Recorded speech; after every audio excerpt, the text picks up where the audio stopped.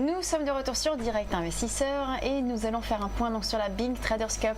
Je rappelle que la Bing Traders Cup a commencé le 6 octobre jusqu'au 28 novembre, donc c'est-à-dire dans quelques jours là. Demain, voilà, c'est la fin de cette compétition. On reçoit donc pour cette dernière ligne droite William Jacques. Bonjour. Bonjour. Vous êtes conseiller en investissement financier. Vous avez créé votre société Dual Conseil et vous avez participé donc à cette compétition de la Bing Traders Cup durant donc ces 8 semaines. Comment est-ce que vous avez appréhendé cette compétition ?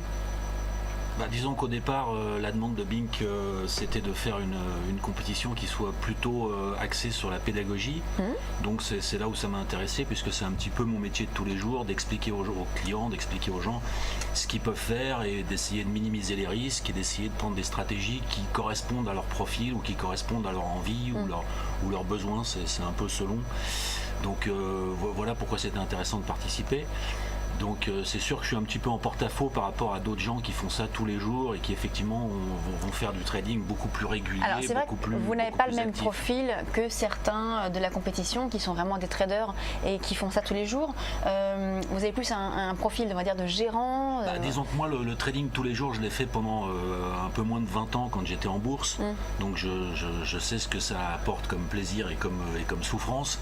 Et au jour d'aujourd'hui dans mon aspect de conseil en investissement financier auprès des particuliers, c'est sûr que c'est pas du tout, ça peut pas leur correspondre. C'est pas la même stratégie, tout à fait. C'est pas du tout la même stratégie.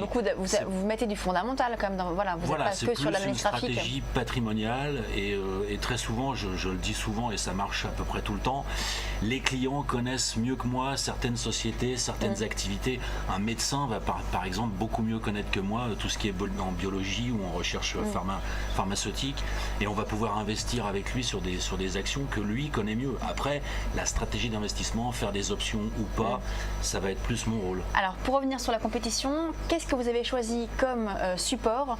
Vous avez traité sur quoi et comment est-ce que vous avez parlé un petit peu de votre stratégie dans le cadre de cette compétition ?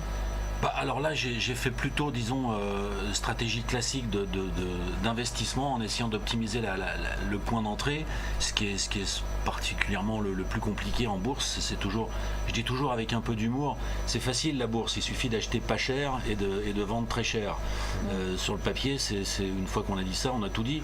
Après, la difficulté, c'est de trouver le bon timing pour acheter effectivement pas cher et pour vendre en espérant plus cher. Donc après, la stratégie de base, c'est de prendre des actions qu'on espère qu'elles seront encore là dans 1 an, dans 2 ans, dans 3 ans. C'est de prendre ensuite des sociétés qui, a priori, vont payer un dividende.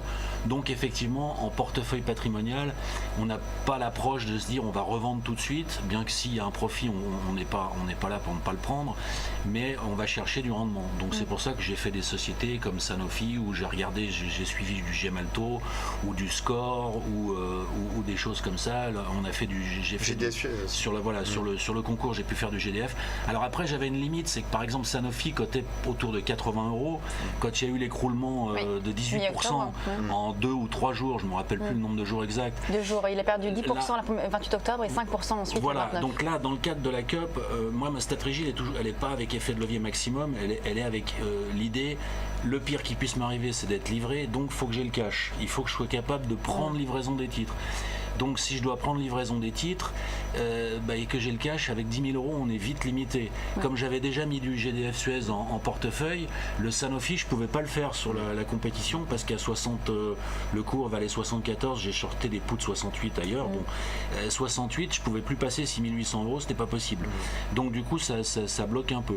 Mais bon, c'est bien d'avoir une contrainte dans un concours, d'avoir un cadre. Sans ça, c'est un peu comme quand vous avez une partie de poker. S'il y en a un qui a 1 million et vous 100 000, vous perdez forcément. Oui, c'est vrai que vous êtes partis tous sur la même base, c'était 10 000 €. 10 000 €. Et d'ailleurs, on a eu souvent des remarques dans le même sens où vous trouvez que les participants c'était un peu faible comme montant de départ pour vraiment exploiter totalement le... Oui, en même temps, si on avait eu plus et que du coup on est un peu sous le coup de la compétition à prendre peut-être un risque qu'on n'aurait pas pris d'une façon normale, du coup on va perdre plus parce que généralement quand on prend plus de risques, c'est pas...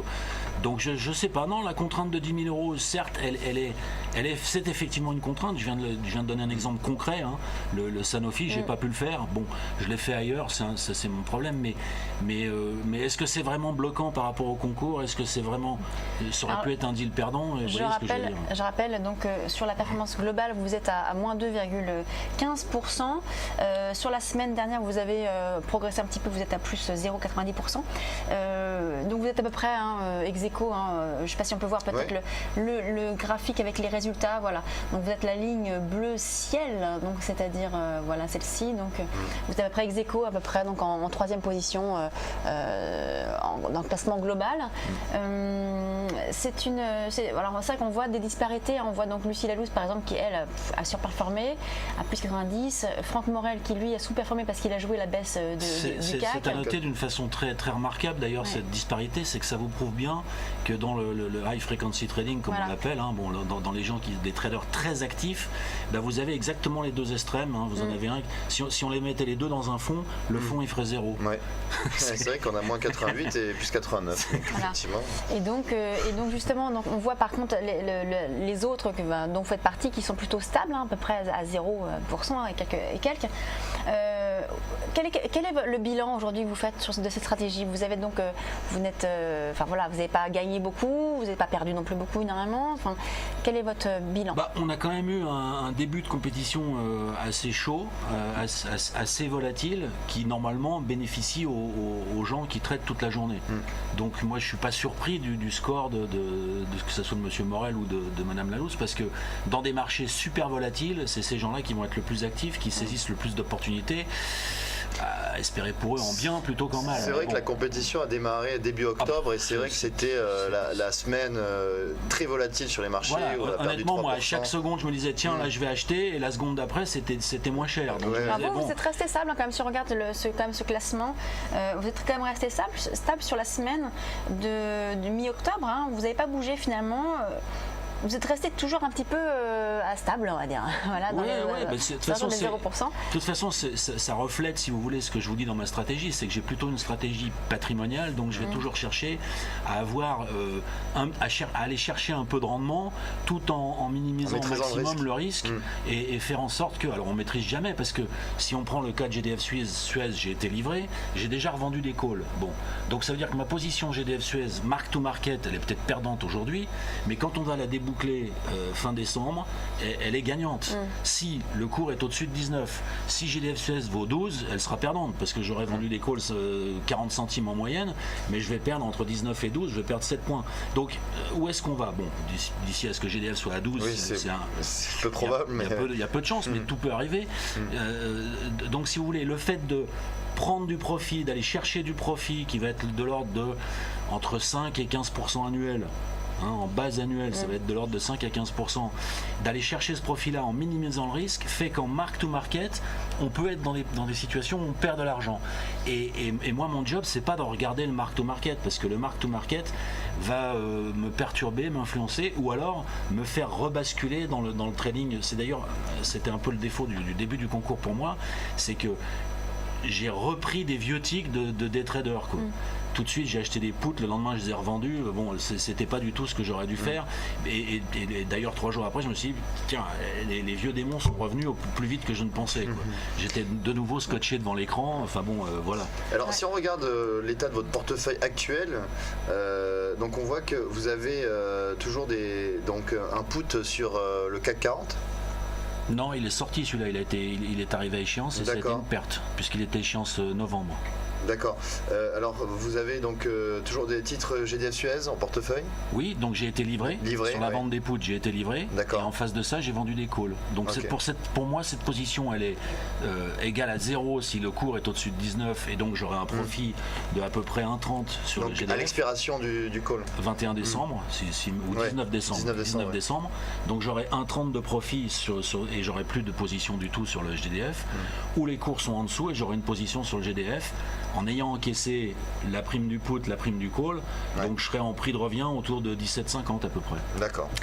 Merci beaucoup William Jacques, donc conseiller en investissement financier donc chez Dual Conseil, et donc vous êtes terminé donc à peu près ex aequo en 3e position donc sur cette Bink Traders Cup. Merci beaucoup. On va passer une page des publicités et on se retrouve dans quelques instants pour la suite du programme.